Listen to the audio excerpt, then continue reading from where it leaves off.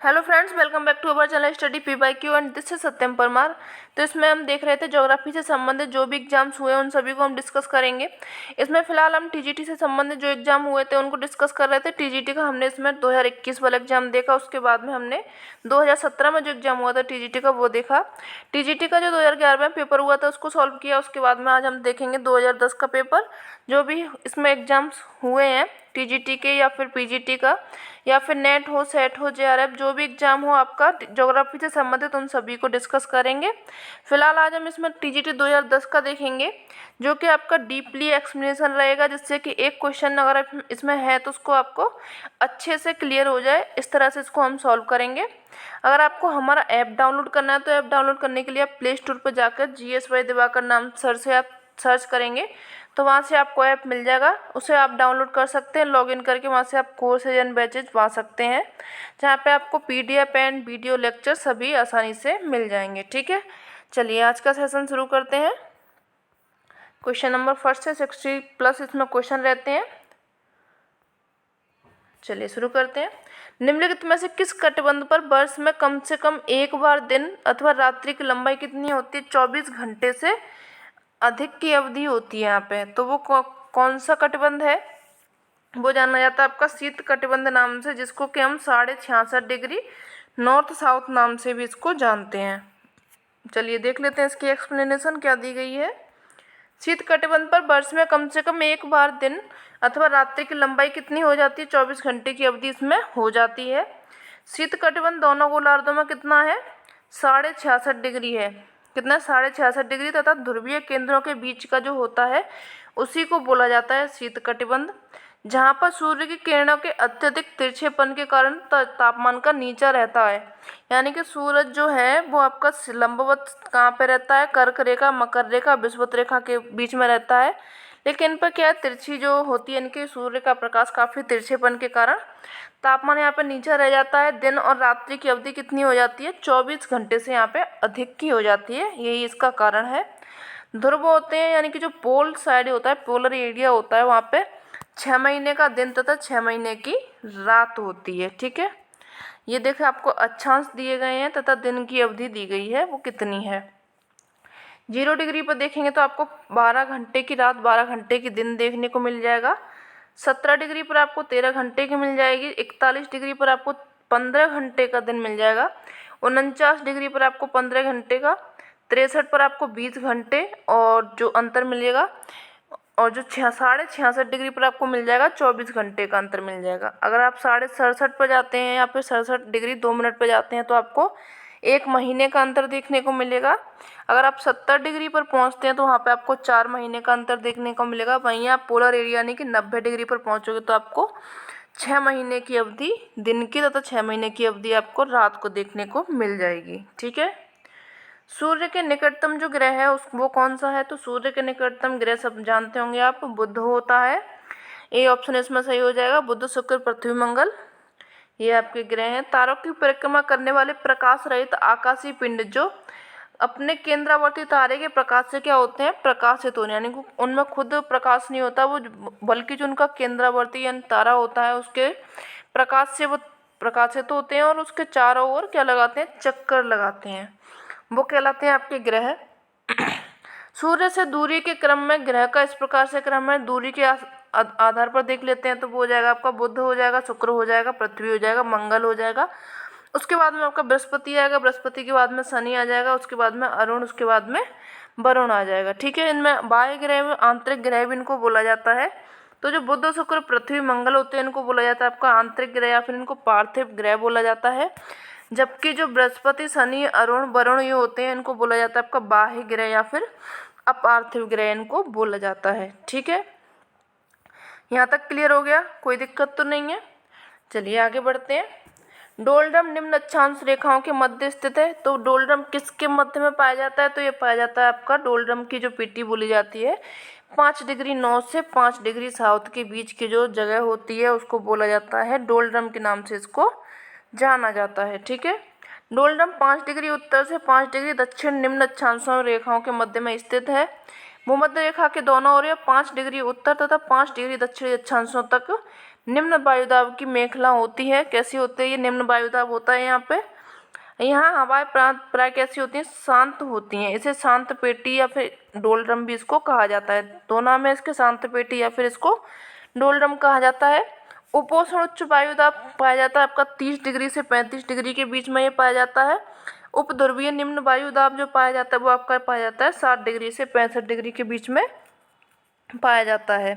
दोनों गोलार्धों में चलने वाली हवाएं जो होती हैं उनको बोला जाता है पछुआ पवन या फिर इनको पछुआ हवाएं कहते हैं। कहाँ पे चलती हैं? 60 डिग्री से 65 डिग्री अक्षांशों के मध्य में ये चलती हैं। ठीक है, चलिए आगे बढ़ते हैं। सूर्य के प्रकाश को पृथ्वी पर पहुंचने में कितना समय लगता है? यानी कि जो सूर्य का प्रकाश है पृथ्वी तक आता है तो उसको पृथ्वी तक आने में लगा समय कितना होता है? तो वो होता है आपका 8 मिनट 16.6 सेकंड का टाइम आपको लगता है। ठीक है, चलिए आगे बढ़ते हैं, इसकी एक्सप्लेनेशन देख लेते हैं। सूर्य के प्रकाश को पृथ्वी पर पहुंचने में 8 मिनट 16.6 सेकंड का समय लगता है। सूर्य जो है सौरमंडल का प्रधान है। सूर्य किसको मेन माना जाता है? सूर्य को सौरमंडल में। ये अपने अक्ष पर पश्चिम से पूर्व दिशा में घूर्णन करता है। ये आप याद रखेंगे, पश्चिम से ये पूर्व दिशा में चलता है, जिसे सौर परिभ्रमण कहा जाता है। सूर्य से हमें ऊर्जा नाभिकीय संलग्न की क्रिया से विमुक्त होने पर मिलती है। जो नाभिकीय संलग्न होता है उसके कारण सूर्य की ऊर्जा हमें प्राप्त होती है ज़मीन पर। सूर्य की उम्र लगभग कितनी है? 5 अरब वर्ष है। सूर्य की पूर्ण ऊर्जा समाप्त होते ही बाद में कैसा हो जाता है? लाल या फिर दीवानल हो जाता है। नेक्स्ट देखते हैं, कर्क रेखा भारत के किन प्रांतों से होकर के नहीं गुजरती है? पूछा गया है। तो वो हो जाएगा आपका मध्य प्रदेश। ये आपका उत्तर प्रदेश से नहीं होकर के गुजरती है, बाकी की मध्य प्रदेश, गुजरात, झारखंड, इसके अलावा 5 राज्यों से और होकर के गुजरती है। टोटल ये आपकी 8 राज्यों से होकर के गुजरती है। कौन कौन से 8 राज्य हैं वो देख लेते हैं।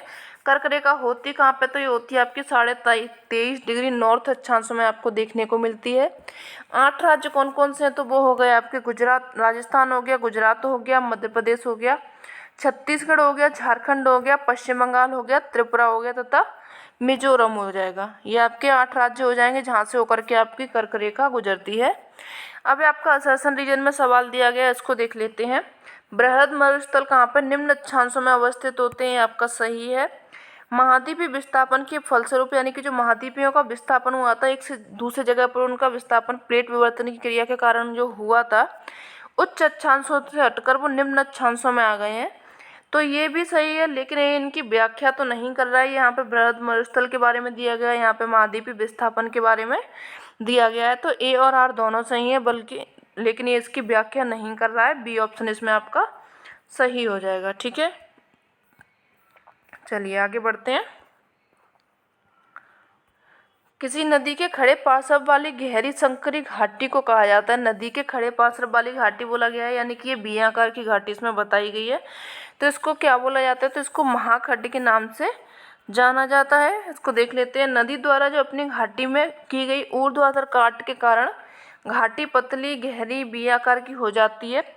यह 2 प्रकार की आकृति का निर्माण करती है। 2 प्रकार के कौन, जिसे कहते हैं आपके गार्ज एवं कैनियन, इसको बोला जाता है। यह बहुत गहरी व संकरी घाटी को गार्ज, कंदरा या फिर जो महाखड्ड होता है वो बोलते हैं। जब ज़्यादा संकरी होती है, इसकी बी आकार की, ये देखो ये काफ़ी सकरा भाग है, तो इसको बोल दिया जाता है आपका गार्ज या फिर कंदरा या महाखड्ड के नाम से इसको जाना जाता है। ठीक है, भूकंप की प्रबलता मापी जाती है। तो भूकंप आपका कहाँ पे मापा जाता है? तो यहाँ पे मापा जाता है आपका रिक्टर स्केल पर या फिर रिक्टर मापनी द्वारा इसको मापा जाता है।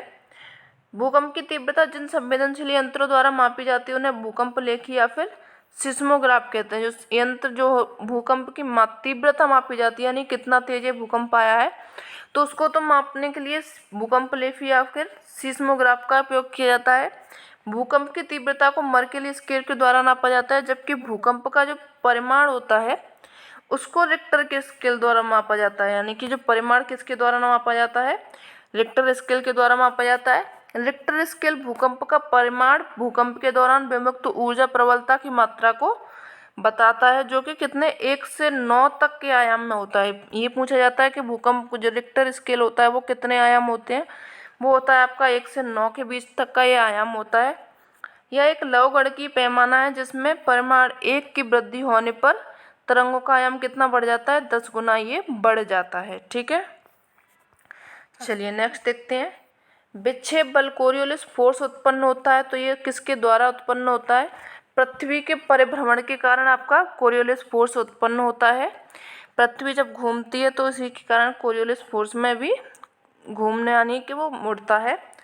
पृथ्वी के परिभ्रमण से विक्षेप बल यानी कोरियोलिस फोर्स उत्पन्न होता है। धरातल पर प्रवाहित होने वाली जो हवाओं की दिशा है वायु तथा पृथ्वी की घूर्णन गति द्वारा निर्धारित होती है। यह पृथ्वी की अक्षीय गति नहीं होती, तो हवाएं समदाब रेखाओं के समकोण की दिशा में प्रवाहित होती, यानी कि जो अक्षीय गति है पृथ्वी की वो नहीं होती, तो जो हवाएं होती हैं समकोण की दिशा में चलती, ना कहीं आपके घूर्णन की तरह चलती घूमते हुए।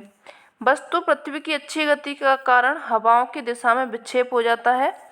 इसे परिवर्तनकारी बल को क्या बोला जाता है, विक्षेप बल या फिर कोरियोलिस बल के कारण नाम दिया जाता है, कोरियोलिस बल इसको बोला जाता है। ठीक है, निम्नलिखित में से कौन सा कथन असत्य है, तो ये पूछा गया है। परत अपरदन में गहरी नालियां बनती हैं, तो यही ऑप्शन आपका सही हो जाएगा, क्योंकि यही गलत है।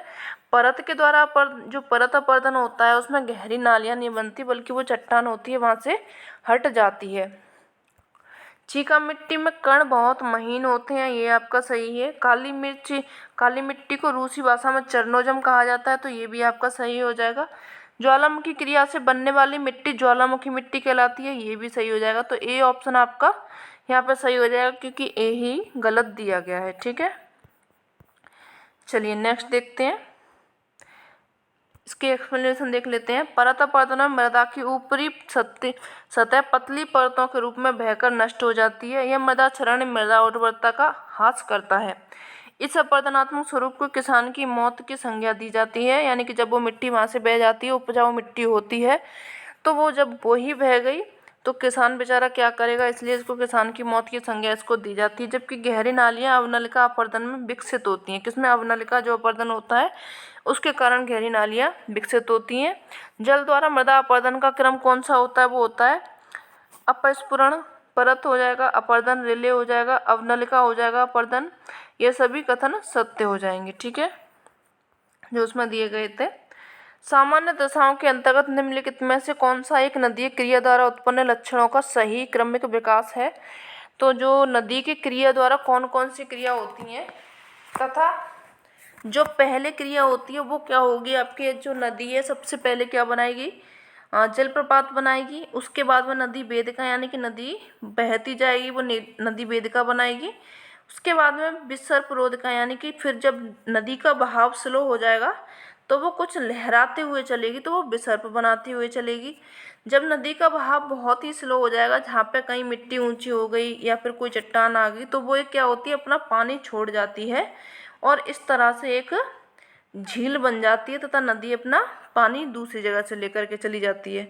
तो जो ये झील बनती है इसी को नाम दिया जाता है आपका गोखुर झील, क्योंकि इसके जो गाय के खुर होते हैं उसकी तरह ये बन जाती है, तो इसी को नाम दिया जाता है गोखुर झील। इसी के आधार पर आपका सी ऑप्शन सही हो जाएगा। पहले जलप्रपात बनेगा, उसके बाद में नदी वेदिकाएँ बनेंगी, उसके बाद में विसर्परोधिकाएँ बन जाएंगी और सबसे लास्ट में आपकी बनेगी गोखुर झील। ठीक है, सी ऑप्शन सही हो जाएगा। नेक्स्ट देखते हैं, निम्नलिखित में से कौन सी जो आकृतियाँ हैं हिमनदी स्थलाकृति पर पाई जाती हैं, तो हिमनदी के द्वारा बनते हैं आपके ड्रमलिन बनती हैं और लटकती घाटी बनती हैं। हिमनदी यानी कि जो ग्लेशियर के द्वारा आकृति बनती हैं उनको हिमनदी आकृति कहा जाता है। तो सी ऑप्शन इसमें आपका सही हो जाएगा, क और ग सही आंसर हो जाएंगे। बाकी के यार्डंग और बालू के टिब्बे आपके बनते हैं वायु प्रक्रिया के द्वारा बनते हैं। ये जब हिमनद की जो मुख्य घाटी तल से उसमें मिलने वाली सहायक घाटियों के तल अधिक ऊंचे उठ जाते हैं, तो सहायक घाटियां मुख्य घाटी क्या हो जाती हैं, लटकती हुई प्रतीत होती हैं। इसी कारण ना क्या बोला जाता है, लटकती घाटी या फिर निलंबित घाटी के नाम से इनको जाना जाता है। हिमनद के निक्षेप द्वारा निर्मित स्थल रूपों में निर्मित जो ड्रमलिन गोलार्ध मृत्तिका है द्वारा निर्मित एक प्रकार के ढेर के टीले होते हैं, क्या होते हैं, ढेर बन जाते हैं ये ड्रमलिन, इसी के टीले टाइप में बन जाते हैं तथा उल्टी नाव या फिर कटे हुए उल्टे अंडे के समान ये इस तरह से दिखाई देते हैं जब निक्षेप हो जाता है इनका।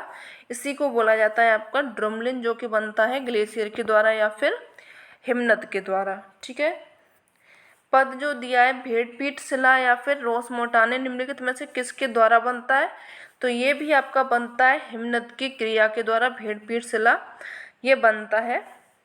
हिमानीकृत क्षेत्रों में कुछ ऐसी अपरदित यानी कि यहाँ पे जो हिमानी है वो किसी कारण का बहाव होता है, बर्फ़ का बहाव होगा, तो वो जो बर्फ़ जमा होती है वो आपकी कुछ इस तरह से जमा हो जाती है जो कि देखने में आप लगती है भेड़ की पीठ जैसी। अगर आप उनने भेड़ देखी होंगी आप लोगों ने, तो उनके बाल के कारण वो इस तरह की दिखाई देती हैं।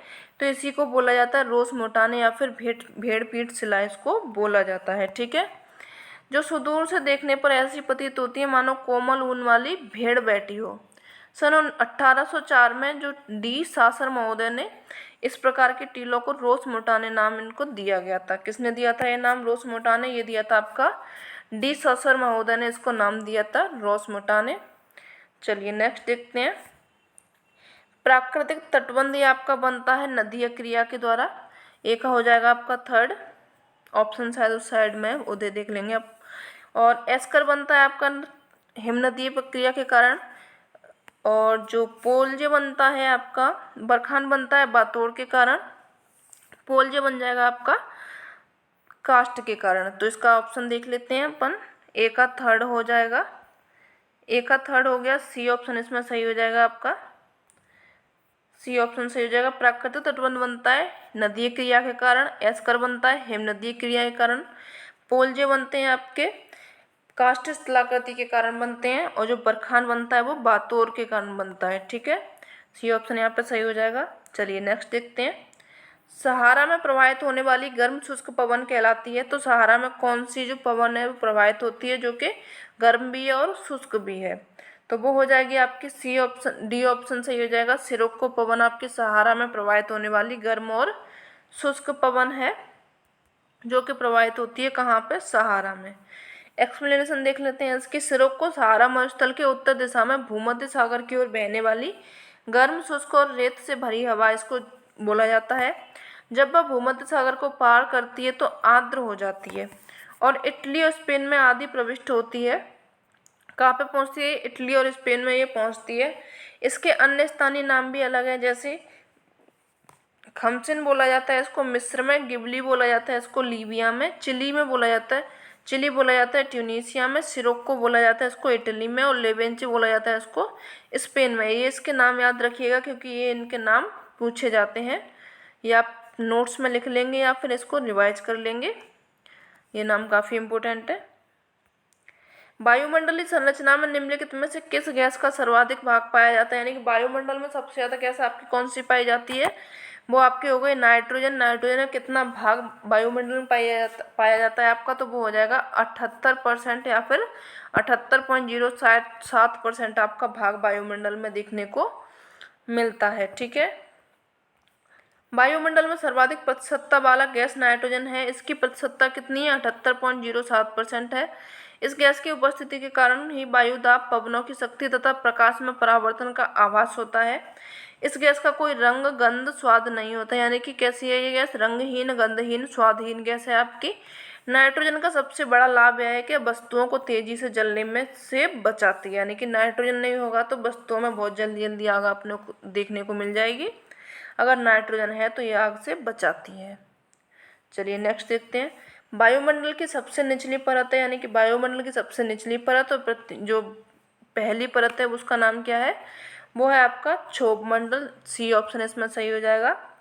एक्सप्लेनेशन इसकी देख लेते हैं। वायुमंडल की सबसे निचली परत को परिवर्तन मंडल, यहाँ पे काफ़ी परिवर्तन आपको देखने को मिलते हैं, क्षोभ मंडल इसको कहा जाता है। टिजरेंस डी बोट नाम याद रखेंगे इसका।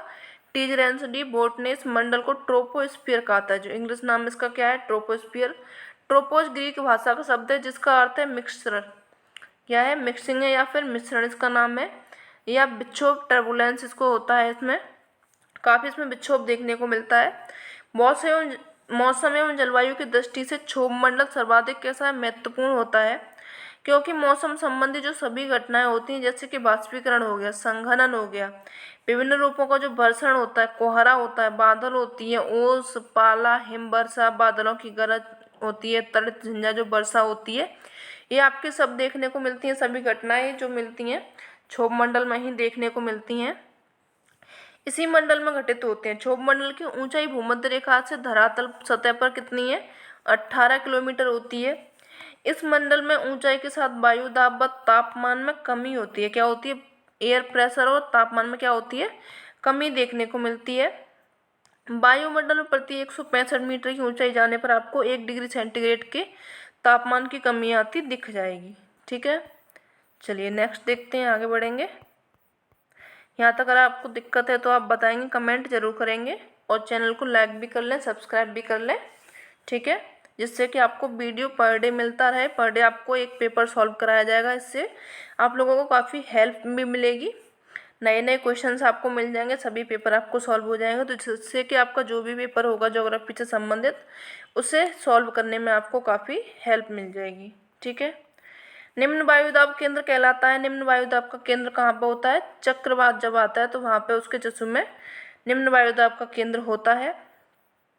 सामान्य रूप से चक्रवात निम्न वायुदाब के केंद्र होते हैं जिनके चारों तरफ संकेंद्रीय समवायुदाब रेखाएं विस्तृत होती हैं तथा केंद्र से बाहर की ओर वायुदाब बढ़ता जाता है। केंद्र से जब बाहर जाएंगे अपन, जहाँ से चक्रवात आता है, जब केंद्र से अपन बाहर जाएंगे तो कैसा होता है? वायुदाब बढ़ता चला जाता है। यहाँ पे निम्न वायुदाब, यहाँ पे बहुत कम दाब पाया जाएगा, एयर प्रेशर। उष्णकटिबंधीय चक्रवात जो होते हैं अयनवर्ती क्षेत्रों में 30 डिग्री उत्तर से 30 डिग्री दक्षिण अक्षांशों के मध्य में ये उत्पन्न होते हैं। उष्णकटिबंधीय चक्रवात के नाम दिए गए, जैसे कि हरिकेन हो गया जो कि कैरेबियन सागर में देखने को मिलता है। टाइफून हो गया आपका चीन सागर में देखने को मिलता है। बिलीबिली ऑस्ट्रेलिया में। टैफू जो होता है वो जापान में देखने को मिलता है। बेजियो आपको फिलीपींस में देखने को मिलता है। चक्रवात इसको नाम दिया गया है कहाँ पे? भारत में। ये सब कैसे चक्रवात हैं? उष्णकटिबंधीय ये चक्रवात हैं आपके। चलिए नेक्स्ट देखते हैं। वायुमंडल की जो ओजोन परत है पृथ्वी को किसके बचाती है? तो ये बचाती है आपके परावैंगनिक किरणों से, हमें बचाती है पृथ्वी को।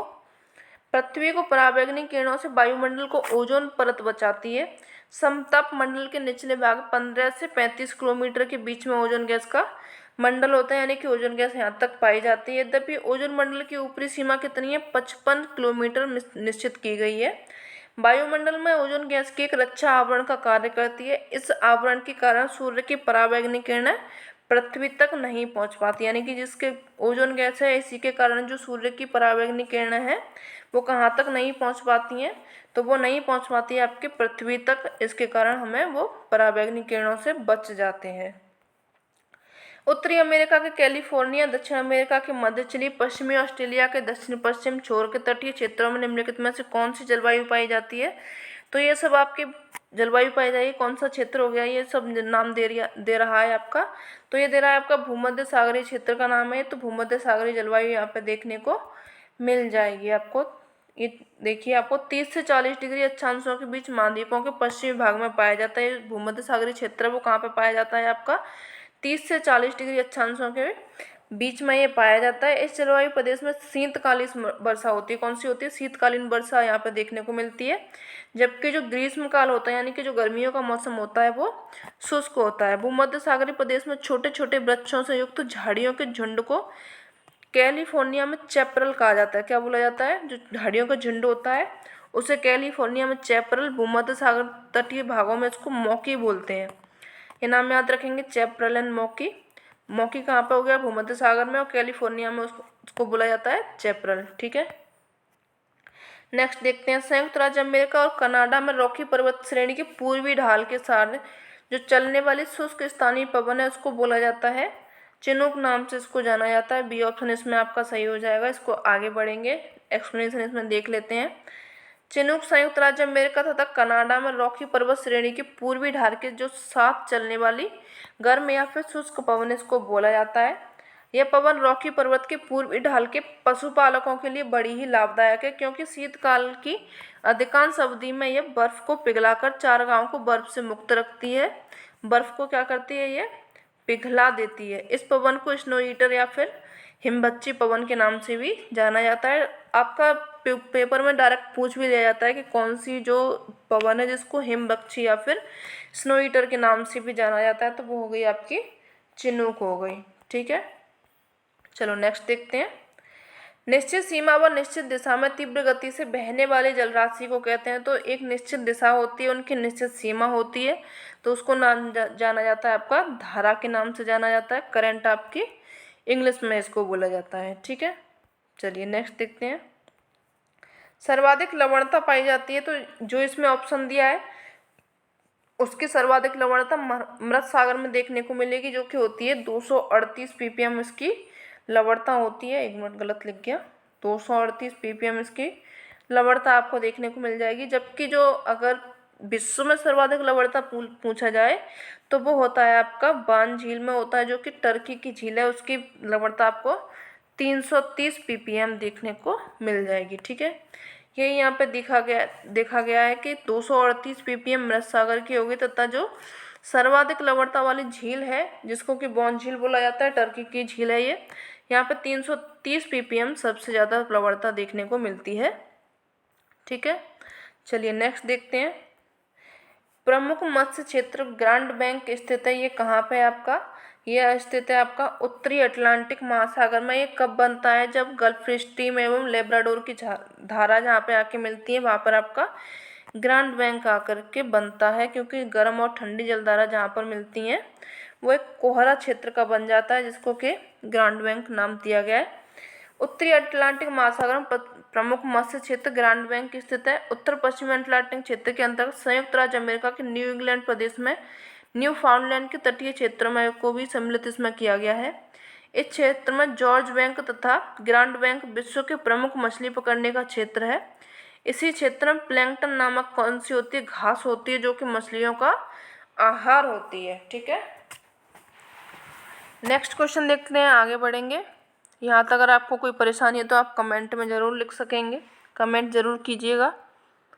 कैरिबियन सागर में उत्पन्न होने वाली जो तूफान होते हैं उसको क्या बोलते हैं? कैरिबियन सागर में सबसे जो तूफान आते हैं उनको बोला जाता है हरिकेन। कैरिबियन में होते हैं।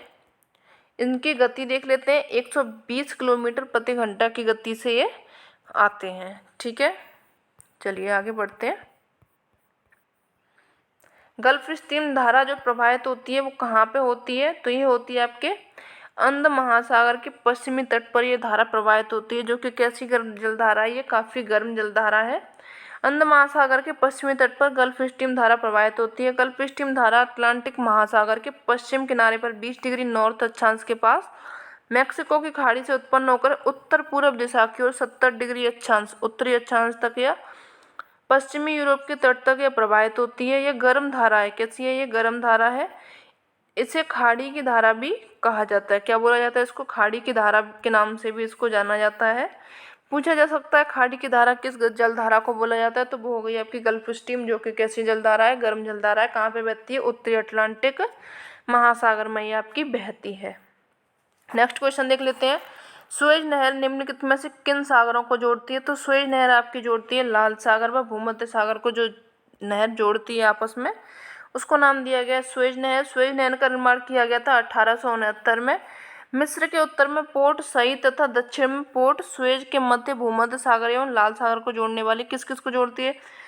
उत्तर में कौन सा है इसका? पोर्ट सईद है। तथा दक्षिण में कौन सा है इसका? पोर्ट सुएज के मध्य में जो भूमध्य सागर है एवं लाल सागर को जोड़ने हेतु इसका निर्माण किया गया था। यह 165 किलोमीटर लंबी तथा 15 मीटर यह गहरी है। इस नहर में प्रतिदिन 100 जलयान गुजरते हैं। कितने गुजरते हैं? 100 जलयान के करीब इसमें प्रतिदिन ट्रेवल करते हैं।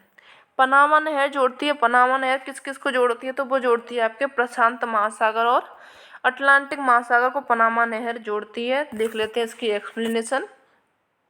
प्रशांत महासागर और अटलांटिक महासागर से पनामा नहर जोड़ती है। इसका निर्माण पनामा जलडमरू मध्य के आर पार व कोलिन के बीच में किया गया था। इसकी लंबाई 72 किलोमीटर लंबी है, जो लगभग 12 किलोमीटर लंबी अत्यधिक गहरी कटाव से युक्त है।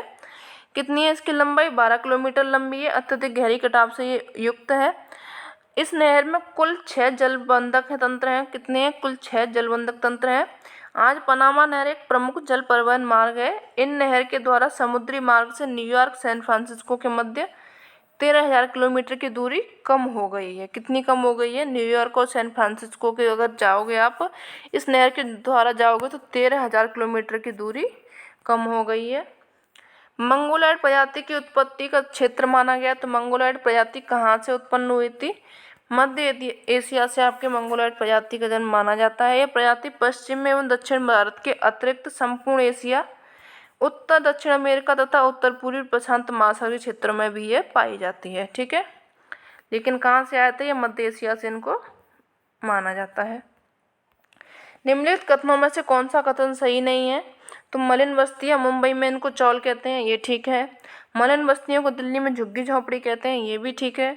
मलिन बस्तियों को कोलकाता में झोपड़पट्टी कहते हैं, ये गलत है, क्योंकि कोलकाता में मलिन बस्तियों को बस्ती कहा जाता है। क्या बोला जाता है? बस्ती के नाम से कोलकाता में इनको जाना जाता है। तो आपका सी ऑप्शन सही हो जाएगा, क्योंकि सी ही गलत इसमें दिया गया है। मलिन बस्तियों को चेन्नई में चेरी कहते हैं, ये भी सही है। ये आप नाम याद रखना, क्योंकि नाम काफ़ी पूछे जाते हैं, एक क्वेश्चन तो इनसे बनकर के आता ही है। भारत में विभिन्न क्षेत्रों में गंदी मलिन बस्तियों को विभिन्न नामों से जाना जाता है। इन्हें कोलकाता में बस्ती, मुंबई में झोपड़पट्टी चौल, दिल्ली में झुग्गी झोपड़ी तथा चेन्नई में इनको चेरी कहा जाता है। ठीक है, चलिए आगे बढ़ते हैं। फेरल का नियम संबंधित है। फेरल का नियम आपका वायु संचार से संबंधित है। अगर आपने पढ़ा होगा इसके बारे में, तो फेरल का नियम वायु संचार से संबंधित है। इनके अनुसार जिस दिशा में पवन की ओर जो पवन प्रवाहित हो रही है, यदि उस दिशा में मुख करके या फिर जिस दिशा में पवन आ रही है उस दिशा की ओर पीठ करके खड़े हो जाएं, तो हवाएं उत्तरी गोलार्ध में दाहिनी ओर तथा दक्षिणी गोलार्ध में बाईं ओर मुड़ जाएगी। ये इसमें बोला गया था। तो यानी कि सिंपल सा इसमें पूछा गया है फेरल का नियम किससे संबंधित है? तो ये आपका हवा से संबंधित है या फिर वायु के संचार से ये संबंधित है। शिकार करने हेतु जो हार्पून नामक यंत्र का प्रयोग किसके द्वारा किया गया है? ये अगर आप क्वेश्चन देखोगे तो ये आपका 2021 में भी देखने को मिला था, ये आपको 2017 में भी देखने को मिला था, 2016 में भी इससे संबंधित क्वेश्चन आया है और 2011 में भी, और इसमें भी ये क्वेश्चन आपको देखने को मिला है। तो क्वेश्चन से रिपीट काफ़ी होते हैं, तो पेपर सॉल्व करना भी आपके लिए काफ़ी इम्पोर्टेंट है। पेपर ज़रूर सॉल्व कीजिएगा, क्योंकि PYQ से आपको 8 से 10 क्वेश्चन ऐसे होते हैं जो कि बिल्कुल रिपीट मिल जाते हैं, और बाकी क्वेश्चन कहीं ना कहीं घूम के उनमें से मिल ही जाते हैं। तो जो हार्पून नामक यंत्र है वो कौन यूज करते हैं? वो करते हैं आपके एस्किमो शिकार के लिए हार्पून नामक यंत्र का उपयोग करते हैं। एस्किमो जनजाति मुख्यतः ग्रीनलैंड से पश्चिम में अलास्का कनाडा के तुंड्रा प्रदेश में ये निवास करती है। इन प्रजातियों द्वारा बर्फ से बनाया गया अर्धगोलाकार आवास जो होता है, यानी कि जहाँ पे ये लोग रहते हैं, उसको इग्लू कहा जाता है। यह शिकार करने हेतु हार्पून नामक यंत्र का प्रयोग करते हैं। चलिए नेक्स्ट देखते हैं। विश्व की प्रजाति में उनके निवास स्थल को जोड़े प्रस्तुत हैं। जो गलत जोड़ा बताइए। पिग्मी पाई जाती है आपकी कांगो बेसिन में, बद्दू पाई जाती है सऊदी अरेब में, और सकाई पाई जाती है आपके साइबेरिया में। तो सकाई आपके साइबेरिया में नहीं पाई जाती है, ये आपकी पाई जाती है मलाया प्रदेश में पाई जाती है सकाई जनजाति। एस्किमो पाई जाती है उत्तरी अमेरिका के टुंड्रा प्रदेश में। तो सी ऑप्शन इसमें सही हो जाएगा, क्योंकि सी इसका गलत दिया गया है। बाकी की और जनजातियाँ देख लेते हैं विश्व की, जो कि कहाँ पर निवास करती हैं। एक तरफ आपकी जनजाति दी गई है, दूसरी तरफ उनका निवास स्थान दिया गया है। तो एस्किमो पाई जाती हैं आपके, रहती हैं ग्रीनलैंड एवं कनाडा क्षेत्र में। किर्गिज आपके रहते हैं मध्य एशिया में। माओरी रहते हैं न्यूजीलैंड में। सकाई रहते हैं मलाया प्रदेश में। मसाई रहते हैं केन्या में। बेद्दा रहते हैं श्रीलंका में। सिमांग रहते हैं मलेशिया में। यूकादिल रहते हैं आपके साइबेरिया में। बुशमैन रहते हैं बोत्सवाना में। पिग्मी रहते हैं आपके कांगो बेसिन में। और बद्दू रहते हैं सऊदी अरेबिया में। ठीक है, ये हो गया आपकी जनजाति, उनके निवास स्थान, इनको भी आप देख लीजिएगा, क्योंकि इनसे भी क्वेश्चन पूछा जाता है। चलिए नेक्स्ट देखते हैं। ग्रामीण अधिवासियों को किस प्रकार के व्यवसायों की प्रधानता रहती है? तो ग्रामीण अधिवास जहाँ पे होते हैं, यानी कि जो लोग ग्रामीण लोग रहते हैं, उनका ज़्यादातर व्यवसाय क्या होता है? तो उनका ज़्यादातर व्यवसाय आपको पता है प्राथमिक ही होता है, यानी कि जहाँ पे वो कृषि पशुपालन यही सब करते हैं। तो ये सब किस में आते हैं? आपके प्राथमिक व्यवसाय में आते हैं। प्राथमिक प्रकार के व्यवसाय की प्रधानता ग्रामीण अधिवासों में रहती है। आर्थिक क्रियाओं को मुख्यतः 4 वर्गों में विभाजित किया गया। कौन कौन से 4 वर्ग हैं? प्राथमिक हो गया, द्वितीयक हो गया, तृतीयक हो गया, चतुर्थक हो गया। प्राथमिक क्रियाएं प्रत्यक्ष रूप से पर्यावरण पर निर्भर रहती हैं। पृथ्वी के संसाधन जैसे भूमि, वन, भवन निर्माण, जल, वनस्पति, खनिजों के उपयोग में जो विषय है बट जाती है, उनमें ग्रामीण अधिवास इन्हीं प्रक्रियाओं में बहुलता होती है या फिर इन्हीं कार्यों में वो संलग्न रहते हैं, जो कि प्राथमिक कार्य उनके कहे जाते हैं। ठीक है, नेक्स्ट क्वेश्चन देख लेते हैं। निम्नलिखित समूहों में कौन सी जनजातियां अपना जीवन यापन खाद्यान्न संग्रह तथा शिकार से करती हैं? तो जो जनजातियां हैं वो अपना किससे शिकार से करती हैं, यानी आखेटक होते हैं। तो वो होते हैं आपके बुशमैन होते हैं, पिग्मी होते हैं, एस्किमो होते हैं। ये लोग कौन होते हैं? आखेटक होते हैं। जनजातियां कैसी हैं? जो कि शिकार पर नियंत्रित हैं, शिकार से अपना भोजन बनाती हैं। एक्सप्लेनेशन देख लेते हैं इसकी। एस्किमो, बुशमैन, पिग्मी जनजातियां अपना जीवन यापन खाद्यान्न संग्रह तथा शिकार से करती हैं। बुशमैन कालाहारी मरुस्थल में निवास करने वाली आखेटक जनजाति है। पिग्मी लोगों का निवास कहाँ पे? भूमध्य रेखा के दोनों ओर, मुख्यतः अफ्रीका के कांगो बेसिन में निवास करती हैं। एस्किमो आखेटक जनजाति जो कि टुंड्रा प्रदेश में रहती है। इनके घर को इग्लू कहा जाता है। इनका घर कैसा होता है? बर्फ का होता है। नेक्स्ट देखते हैं। निम्नलिखित में से कौन सा नगर जापान का मैनचेस्टर कहा जाता है? तो जापान का मैनचेस्टर आपका क्षेत्र है, ओसाका क्षेत्र, उसको के जापान का मैनचेस्टर कहा जाता है। इसके बारे में देख लेते हैं क्यों इसको जापान का मैनचेस्टर इसको बोला जाता है। तो जापान का मैनचेस्टर औद्योगिक प्रदेश कोबे जो ओसाका औद्योगिक क्षेत्र है, इसे किंकी प्रदेश के नाम से जाना जाता है। क्या नाम जाना जाता है इसको? किंकी के नाम से जाना जाता है। जहां जापान के कुल औद्योगिक उत्पादन का 33% माल उत्पन्न किया जाता है। कितना किया जाता है? टोटल 33% यहाँ से माल उत्पन्न किया जाता है। ओसाका से जापान के कुल सूती वस्त्र उत्पादन कितना होता है? 55% होता है। ओसाका को पूरब का मैनचेस्टर भी इसको बोला जाता है। ठीक है, ओसाका को क्या बोला जाता है? पूरब का मैनचेस्टर इसको बोला जाता है, और जापान का मैनचेस्टर भी इसको बोला जाता है। ठीक है, चलिए नेक्स्ट देखते हैं। निम्नलिखित में से कौन सा खनिज तेल उत्पादन हेतु प्रसिद्ध है? तो खनिज तेल कौन सा है? वो है, जो क्षेत्र है वो है आपका किरकुक। सी ऑप्शन इसमें सही हो जाएगा। देख लेते हैं इसकी एक्सप्लेनेशन। खनिज तेल उत्पादन हेतु किरकुक प्रसिद्ध है। खनिज तेल की उत्पत्ति समुद्री जीवों एवं जानवरों के अपघटन से हुई है, जो 10 से 20 करोड़ वर्ष पहले अवसादों के नीचे दब गए थे। इराक के प्रमुख खनिज क्षेत्रों में मौसुल हो गया, बसरा हो गया, किरकुक हो गया। कहाँ के क्षेत्र हैं ये? इराक के क्षेत्र हैं, जो कि कैसे क्षेत्र हैं? प्रमुख खनिज तेल क्षेत्र हैं ये इराक के। ठीक है, चलिए यहाँ तक कोई परेशानी, कोई दिक्कत अगर है तो भी बता दीजिए, नहीं है तो भी बता दीजिए। ठीक है, चलिए नेक्स्ट क्वेश्चन देखते हैं। ऑस्ट्रेलिया में आपको सबसे ज़्यादा देखने को मिलेगा गेहूं, एक का इसमें थर्ड हो जाएगा, एक का थर्ड सब में दिया गया है। बांग्लादेश में अगर आपको देखना चाहोगे तो जूट का उत्पादन काफ़ी देखने को मिलेगा, बांग्लादेश में ये होता है। और मिस्र में आपको गन्ना देखने को मिल जाएगा, और क्यूबा में आपको कपास देखने को मिलेगा। ठीक है, इनका ऑप्शन हो जाएगा आपका बी सही हो जाएगा। देख लेते हैं। ऑस्ट्रेलिया में आपका गेहूं हो गया, मिस्र में आपका कपास हो गया, क्यूबा में गन्ना हो गया, तथा बांग्लादेश में आपका जूट देखने को मिल जाएगा। इनका उत्पादन काफ़ी होता है। बी ऑप्शन इसमें सही हो जाएगा। नेक्स्ट देखते हैं। निम्नलिखित में से कौन धात्विक खनिज है? तो धात्विक खनिज आपका जस्ता हो जाएगा। इसमें धातु खनिज ये बोला जाता है जस्ता को। ये देखते हैं धात्विक खनिज क्या है।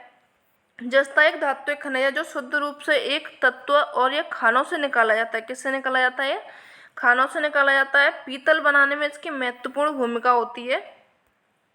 खनिज संसाधन को भौतिक एवं रासायनिक गुणधर्मों के आधार पर दो प्रमुख श्रेणियों या फिर धात्विक अधात्विक विभक्त किया गया है।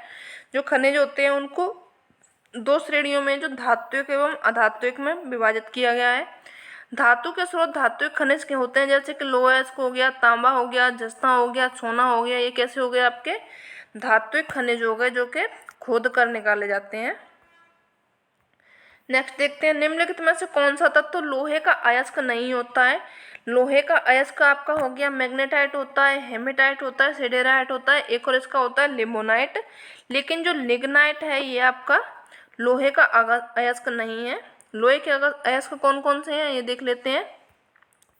मैग्नेटाइट हो गया, हेमेटाइट हो गया, सिडेराइट हो गया और लिमोनाइट हो गया। ये आपके किसके अयस्क हो गए? लोहे अयस्क के नाम से इसको जाना जाता है। नेक्स्ट क्वेश्चन देख लेते हैं, आगे बढ़ेंगे। यहाँ तक अगर कोई परेशानी है तो बताएं आप, नहीं है तो भी बता ही दें। ठीक है, चलिए नेक्स्ट देखते हैं। जो मध्य तटीय क्षेत्र है ये पाया जाता है आपका ऑस्ट्रेलिया में। उत्पादन क्षेत्र है आपका, तो गलत हो गया। जो लो अयस्क का उत्पादन क्षेत्र है ये उनके देश दिए गए हैं। किरुना पाया जाता है आपका स्वीडन में। लॉरेन पठार फेमस है आपका फ्रांस का। मेसाबी रेंज, मेसाबी आपकी है संयुक्त राज्य अमेरिका की, तो ए का हो जाएगा थर्ड, एक ही में दिया गया ए का थर्ड, बी का इसमें हो जाएगा फोर्थ, यानी कि सी ऑप्शन इसमें आपका सही हो जाएगा। ए का थर्ड हो जाएगा, बी का फोर्थ हो जाएगा, सी का फर्स्ट हो जाएगा, डी का सेकंड हो जाएगा। देख लेते हैं इसकी। मध्य तटीय क्षेत्र है आपके ऑस्ट्रेलिया में, किरोना आपका स्वीडन में पाया जाता है।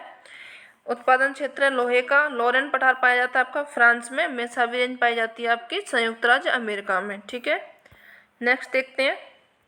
कोरोमंडल तट पर सर्वाधिक वर्षा होती है, किस कब से होती है, ये किसके कारण होती है, तो ये होती है उत्तर पूर्वी मानसून के कारण कोरोमंडल तट पर आपको वर्षा देखने को मिलती है। एक्सप्लेनेशन इसकी देख लेते हैं। कोरोमंडल तट पर सर्वाधिक वर्षा उत्तर पूर्वी मानसून शीत ऋतु में होती है। भारत का पूर्वी तट जो कि कोरोमंडल तट इसके नाम से जाना जाता है, तमिलनाडु तट दक्षिण पश्चिम मानसून द्वारा वर्षा प्राप्त नहीं करता, वह शुष्क रह जाता है। जब दक्षिण पश्चिम मानसून आते हैं तो तमिलनाडु भाग कैसा रह जाता है, शुष्क रह जाता है। इसका कारण यह है कि तमिलनाडु का जो तट है बंगाल की खाड़ी के मानसून के समानांतर है, यानी कि जो बंगाल की खाड़ी से जब मानसून आता है तो उसके समानांतर होकर ये निकल जाता है और अरब सागर की धारा के वृष्टि छाया क्षेत्र में स्थित है ये। ठीक है, इसी कारण जब जो मानसून लौटता है हमारा उत्तर पश्चिम मानसून, उसके कारण तमिलनाडु पर वर्षा आपको देखने को मिलती है। उत्तर पश्चिमी भारत में शीतकालीन जो वर्षा होती है वो किसके कारण होती है, तो वो होती है आपके पश्चिमी विक्षोभ के कारण। सी ऑप्शन इसमें सही हो जाएगा। एक्सप्लेनेशन देख लेते हैं इसकी। पश्चिमी विक्षोभ के कारण उत्तर पश्चिमी भारत में शीतकालीन वर्षा होती है। शीत ऋतु में देश के उत्तर पश्चिमी भाग में पथ चक्रवातीय दशाएं देखने को मिलती हैं। शीत ऋतु सामान्यतः शुष्क होती है। इन दिनों उत्तर पश्चिम भारत में कुछ वर्षा पश्चिमी विक्षोभ से यहाँ पे प्राप्त होती है, जो कि दिसंबर से फरवरी के मध्य इस क्षेत्र को क्रियाशील रहती है। कब से रहती है, दिसंबर से फरवरी के मध्य में जो वर्षा आती है उसको ही बोला जाता है पश्चिमी विक्षोभ। नेक्स्ट देखते हैं। कोलकाता में 88:30 पूर्वी देशांतर यदि सूर्योदय प्रातः कितने 6:10 पर होता है, यानी कोलकाता है 88:30 पूर्वी देशांतर पर है। वहीं जो मुंबई है मुंबई 73 डिग्री पूर्वी देशांतर पर स्थित है, यानी अंतर इसमें कितने का हो गया आपका 15 डिग्री 30 मिनट का इसमें अंतर हो जाएगा। इसमें पूछा गया है तो सूर्योदय कितने समय पर होगा, कहाँ पे, मुंबई का सूर्योदय पूछा गया है, तो 1 डिग्री बराबर होता है आपका 4 मिनट, तो यानी 15 डिग्री बराबर हो जाएगा आपका 60 मिनट, और 30 मिनट बराबर हो जाएगा, यानी कि 1 का आधा हो गया 60 का आधा हो गया 30 का आधा हो जाएगा 1, 4 का आधा हो जाएगा 2, तो 2 मिनट, यानी कि 62 मिनट इधर हो जाएगा। तो 6:10 हो रहे हैं कोलकाता में, तो सूर्योदय मुंबई में होगा 7:12 पे हो जाएगा। सी ऑप्शन इसका सही हो जाएगा।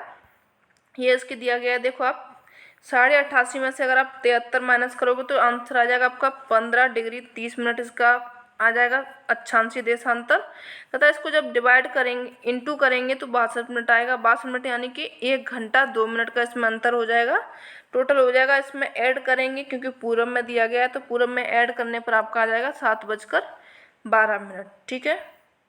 दक्षिण गंगोत्री क्या है, दक्षिण गंगोत्री इसको जाना जाता है अंटार्कटिक में स्थापित जो भारतीय वैज्ञानिक अनुसंधान स्थायी केंद्र है उसी का नाम दिया गया है दक्षिण गंगोत्री। इसको देख लेते हैं। अंटार्कटिका महाद्वीप पर जो भारतीय वैज्ञानिक के अनुसंधान केंद्र की स्थापना मैत्री, दक्षिण गंगोत्री तथा भारती के नाम से इसमें किया गया। 3 है, कौन कौन से हो गए, मैत्री हो गई, दक्षिण गंगोत्री हो गई और भारती हो गई। भारतीय अनुसंधान केंद्र को 2012 में से चालू किया गया था। कब चालू किया गया था, तो इसको चालू किया गया था 2012 में। चलिए नेक्स्ट देखते हैं। हिमालय पर्वत शीत ऋतु में उत्तर की ओर से आने वाली पवनों से भारत की रक्षा करता है, ये ठीक है।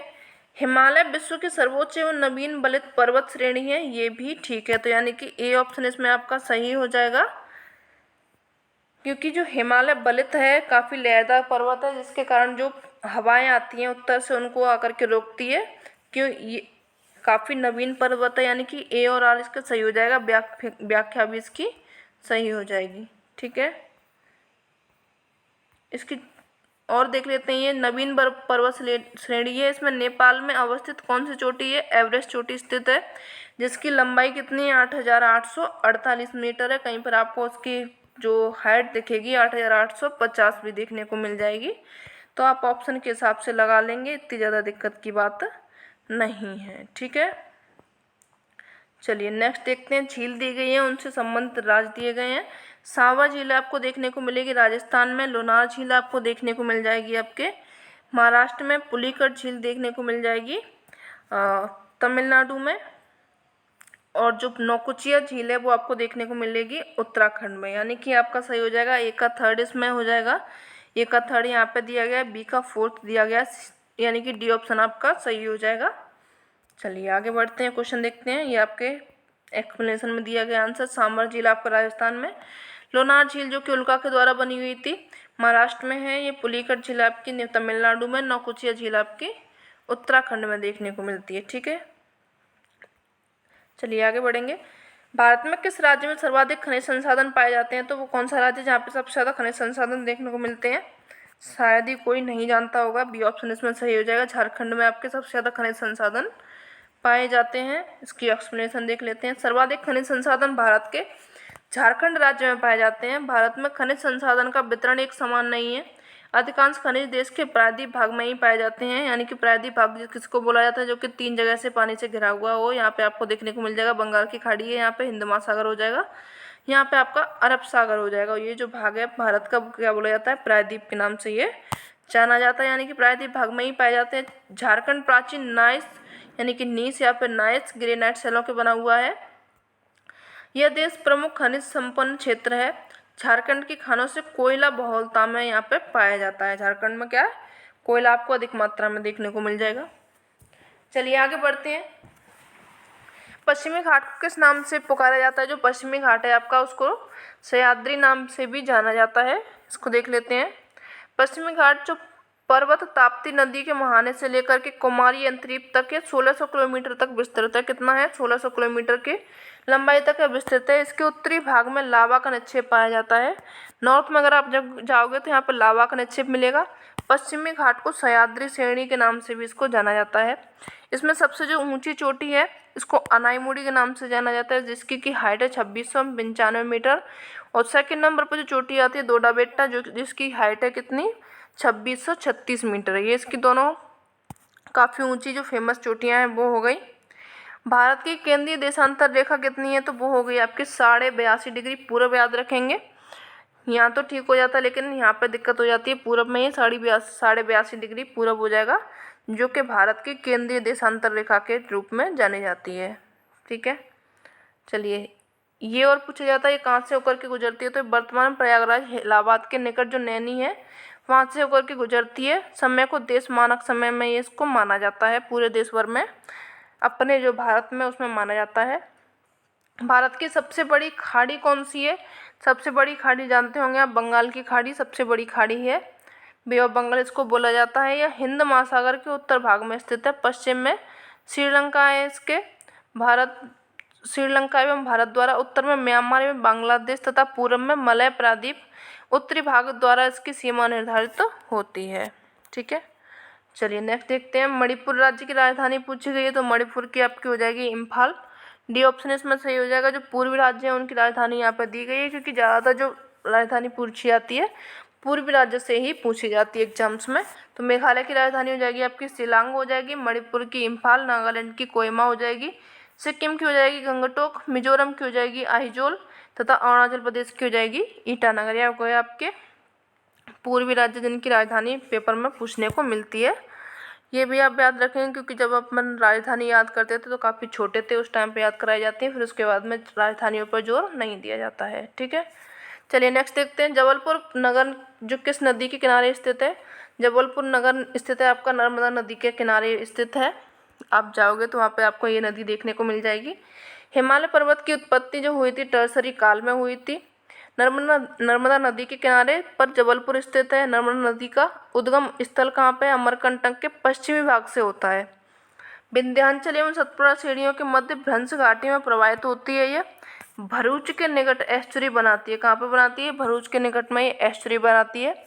अरब सागर में ये गिरती है। कहाँ पे गिरती है? ये अरब सागर में गिरती है। जो एस्चुरी होती है यानी कि डायरेक्ट जो पानी अपना समुद्र में छोड़ती है, कोई डेल्टा नहीं बनाती है, कोई मुहाना नहीं बनाती है, ये डायरेक्ट से ये गार्ज बनाती हुई गिर जाती है। गंगा नदी का उद्भव जो होता है गंगोत्री यानी गोमुख हिमानी से होता है। ठीक है, चलिए नेक्स्ट देखते हैं। हिमालय पर्वत की उत्पत्ति किस काल में हुई थी? हिमालय पर्वत की उत्पत्ति जो हुई थी वो आपकी टर्सरी काल में हुई थी। ये ऑप्शन इसमें आपका सही हो जाएगा। टर्सरी काल में हिमालय की उत्पत्ति हुई थी। हिमालय विश्व के नवीन एवं सबसे ऊंचे मोरदार पर्वत में से क्रम को एक करता है, यानी कि ये 3 समांतर श्रेणियों से मिलकर बना हुआ है। इसमें कैम्ब्रियन से लेकर आदि नूतन काल तक के विविध प्रकार की शिलाओं का जमाव पाया जाता है, यानी कि इसमें कोई एक काल नहीं है। कैम्ब्रियन से लेकर के जो न्यूटन काल है उस तक इसमें जो परतें हैं पाई जाती हैं। हिमालय पर्वत जो श्रेणी का सबसे ऊंचा पर्वत है वो कौन सा है? वो है आपका माउंट एवरेस्ट। ये हिमालय का सबसे ऊंचा पर्वत है। ठीक है, चलिए नेक्स्ट देखते हैं। तारापुर प्रसिद्ध है, ये किसके लिए प्रसिद्ध है? तारापुर आपको पता होगा आणविक शक्ति केंद्र के लिए काफ़ी प्रसिद्ध है तारापुर। चलिए नेक्स्ट इसकी एक्सप्लेनेशन देख लेते हैं। भारत में परमाणु शक्ति के जनक डॉक्टर होमी जहांगीर भाभा को निर्देशन में परमाणु ऊर्जा आयोग की स्थापना हुई थी 1948 में। किसके निर्देशन में हुई थी? तो डॉक्टर होमी जहांगीर भाभा के निर्देशन के रूप में हुई थी। ये परमाणु ऊर्जा विभाग की स्थापना हुई थी 1954 में। उसी वर्ष टॉम्बे में परमाणु ऊर्जा संस्थान स्थापित किया गया था, जिसका नाम बदलकर 1967 में भाभा परमाणु अनुसंधान केंद्र BARC को रखा गया था। भारत में परमाणु विद्युत शक्ति का उत्पादन अमेरिका की सहायता से तारापुर महाराष्ट्र में 1969 में स्थापित किया गया था। 320 मेगावाट क्षमता के परमाणु शक्ति केंद्र की स्थापना के साथ इसका प्रारंभ हुआ था। तारापुर जो कहाँ पे है? महाराष्ट्र में है। मेगावाट कितनी है? 320। कब इसको स्थापित किया गया था? 1969 में। ठीक है, बाकी के और जो नाभिकीय ऊर्जा केंद्र हैं उनके राज्य उनको देख लेते हैं। केगा आपको देखने को मिल जाएगा कर्नाटक में, काकरापार ये आपको मिल जाएगा गुजरात में, कुडकनम या फिर कलपक्कम ये आपको मिल जाएगा तमिलनाडु में, नरौरा उत्तर प्रदेश का हो जाएगा केंद्र, रावतभाटा ये आपको राजस्थान का हो जाएगा, तारापुर महाराष्ट्र का हो जाएगा। ठीक है, चलिए नेक्स्ट देखते हैं। ये झील दी गई है तथा उनसे संबंधित राज्य दिए गए हैं। तो पुलर झील आपको देखने को मिलेगी जम्मू कश्मीर की, एक हो जाएगा इसमें सेकंड। लोनार झील आपको देखने को मिलेगी महाराष्ट्र में। पुलिकट झील देखने को मिलेगी आपको तमिलनाडु में। और जो लोकटक झील है वो आपकी फेमस है मणिपुर के लिए, यानी कि ए का हो जाएगा इसमें सेकंड, बी का हो जाएगा फोर्थ, तो हाँ बी का हो जाएगा फोर्थ और सी का हो जाएगा थर्ड और डी का हो जाएगा इसमें फर्स्ट। डी ऑप्शन इसमें आपका सही हो जाएगा। व्याख्या में देख लेते हैं। बुलर झील आपकी जम्मू कश्मीर में देखने को मिलती है, लोनार झील महाराष्ट्र में, पुलिकट झील तमिलनाडु में और जो लोकटक झील है वो आपको मणिपुर में देखने को मिलती है। ठीक है, चलिए नेक्स्ट बढ़ते हैं। भारत के निम्नलिखित राज्यों में लिंगानुपात का जो घटता हुआ क्रम है, यानी कि सबसे बड़े से छोटे की तरफ चलना है, यानी कि ज़्यादा से कम की तरफ चलना है, तो वो क्या है? सबसे पहले आपको केरल में लिंगानुपात कम देखने को ज़्यादा नहीं, मतलब उसका लिंगानुपात कम है। उसके बाद में तमिलनाडु, छत्तीसगढ़, उत्तर प्रदेश, यानी कि ए ऑप्शन इसमें आपका सही हो जाएगा। चलिए देख लेते हैं 2011 की जो जनगणना हुई थी उसके अनुसार लिंगानुपात का घटता हुआ क्रम है। केरल हो जाएगा, तमिलनाडु हो जाएगा, छत्तीसगढ़ हो जाएगा, उत्तर प्रदेश हो जाएगा, ये आपके हो गए घटता हुआ क्रम। नेक्स्ट देखते हैं। निम्नलिखित नदियों में से किस एक में कुरनकुल कोडप्पा नहर निकलती है? जो कुरनूल जो कोडप्पा नहर है वो कहाँ से निकलती है? वो निकलती है आपकी तुंगभद्रा से निकलती है, जिसकी लंबाई कितनी है? 305.760 किलोमीटर इसकी लंबाई है। ठीक है, चलिए नेक्स्ट देखते हैं। ग्रीष्मकालीन वर्षा के मात्रा को ध्यान में रखते हुए निम्नलिखित शहरों का वर्षा के संदर्भ में कौन सा सही अनुक्रम है? यानी ग्रीष्मकालीन वर्षा पूछी गई है, सबसे ज़्यादा कहाँ पे आएगी, सबसे पहले कहाँ पे आएगी? तो ये आएगी आपकी कोलकाता में, कोलकाता के बाद में ये इलाहाबाद में आएगी, उसके बाद में ये अहमदाबाद में आएगी, यानी कि बी ऑप्शन इसका सही हो जाएगा। ठीक है, चलिए नेक्स्ट देखते हैं। उष्ण स्तरों का विस्तार महाद्वीपों के पश्चिमी छोर पर होता है। ठीक है, जो उष्ण स्तर हैं कहाँ पे पाए जाते हैं? महाद्वीपों के पश्चिमी छोर पर। वायु भार पेटियाँ जो होती हैं मौसम के अनुसार उत्तर पश्चिम की ओर खिसकती हैं। तो ये दोनों ही सही हैं, लेकिन इनकी व्याख्या ये नहीं कर रहे हैं। यहाँ पे उष्ण स्थलों के बारे में पूछा गया है, बोला गया है, तथा यहाँ पर वायु भार पेटियों का दिया गया है। तो यानी ए और आर दोनों सही हैं, लेकिन इसकी व्याख्या नहीं करते हैं। बी ऑप्शन इसमें आपका सही हो जाएगा। चलिए आगे बढ़ते हैं।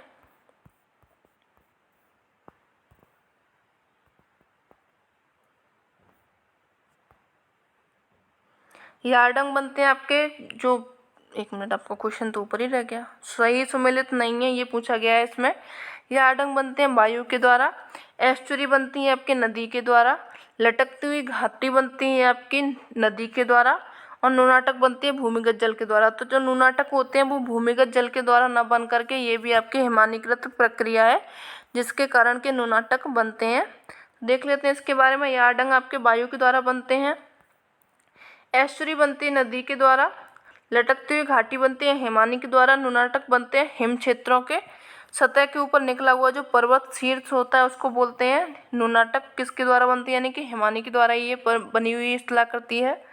काष्ठ के द्वारा बनता है, जो काष्ठ होता है वो बनती हैं काष्ठ शिलाकृतियाँ भूमिगत जल के द्वारा ये बनती हैं। ठीक है, चलिए नेक्स्ट देखते हैं। मलेशिया प्रसिद्ध है। मलेशिया किसके लिए प्रसिद्ध है? आपका रबड़ की बागवानी के लिए मलेशिया काफ़ी प्रसिद्ध है।